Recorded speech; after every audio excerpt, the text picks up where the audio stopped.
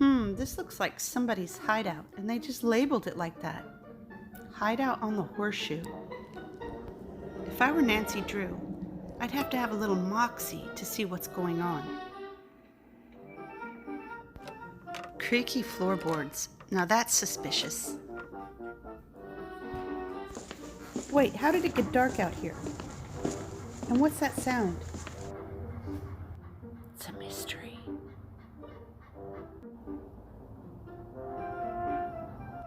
No, it's just a bird. I have loved the Nancy Drew books ever since I was a kid, and that's quite a long time ago. I always loved the titles, like The Clue in the Old Stagecoach, The Clue of the Whistling Bagpipes, or The Secret of the Old Clock. And I had a Nancy Drew cookbook, but I don't know what I did with it. But I did happen to save a few recipes, and this is called George's Cherry Cobbler. George was one of Nancy's sidekicks, and she and some of her pals would sometimes help Nancy out of a tight jam. There's no mystery why this tasty, simple-to-make dessert quickly disappears. More like a steamed pudding when it's served warm, or a bread pudding when it's served cold. You can top it with ice cream or whipped cream. It says put 6 tablespoons of butter in a pan and heat it up at a 350-degree oven until the butter is melted. That seems like an awful lot of butter in my opinion, but I'm following the recipe. Add a cup of biscuit mix into a bowl and then a half a cup of sugar. Now, I've made this several times before, years and years ago, and it says I need to put these ingredients in order and not stir it up too much. Add a cup of milk. Now, knowing me back then, I probably just dumped them all in and stirred them together, but I'm stirring them a little bit between each ingredient. And the final ingredient, let me find it here. That's right, cherry pie filling. I guess I'm stealing this back from the bad guys.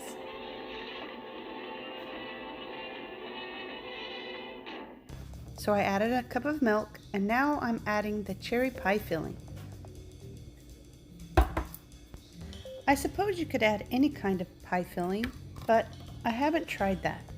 But I'm sure they'll be equally fine. Now I'm pretty sure that if you don't like bread pudding, you won't like this, because it's a mix between a cobbler and a steamed pudding. But I think it's pretty tasty.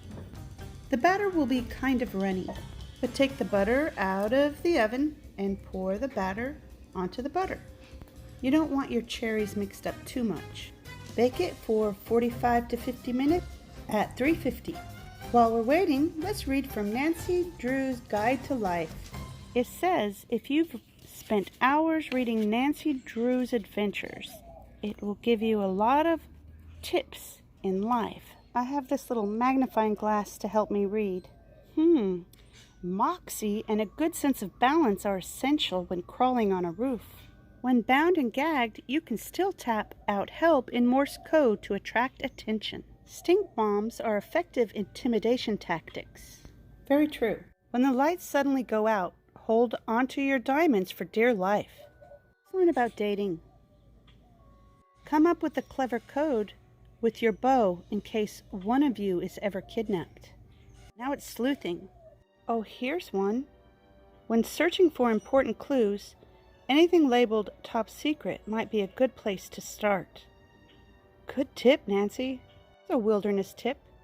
If you see something resembling a shark in a river, don't fret. It's more likely to be a small submarine operated by thieves. Oh, this is important.